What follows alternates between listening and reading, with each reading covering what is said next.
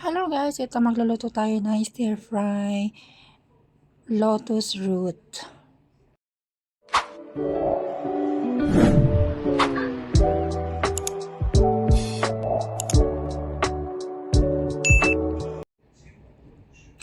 So, ito na nga po ang ating lotus root. So, binalatan ko na po siya at hiniwa-hiwa ng manipis.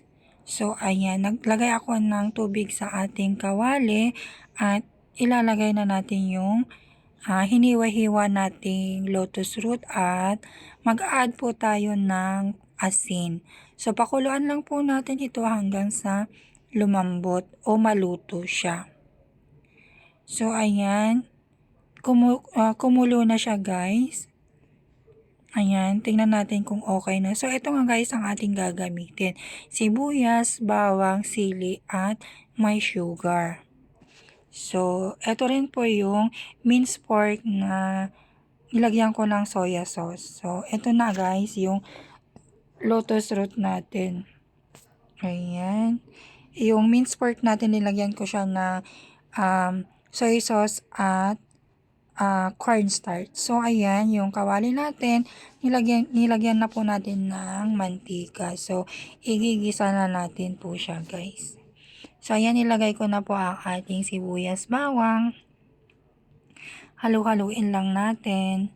And then, ayan, lalagay na natin yung minced pork natin. So, madaling luto lang po ito. Simple lang. Napakadali. Ano siya. Ang tawag dito, ayan, nilagay ko na rin po yung sugar rock natin o sugar can. So, ayan, halu-haluin lang natin para hindi siya masunog. So, ayan, yung pork natin, maglalabas din po siya ng mantika. So, ayan, halu-haluin lang natin. So, nag-add ako ng tubig, guys. Konting tubig. Ayan. Hininaan ko yung apoy. Ayan po, halu-haluin lang natin. So, ayan, nag-add ako ng soy sauce. Ayan. Tansyahan lang po kung anong gusto nyo, maalat o katamtaman lang, ganun. At nag-add din po ako ng oyster sauce.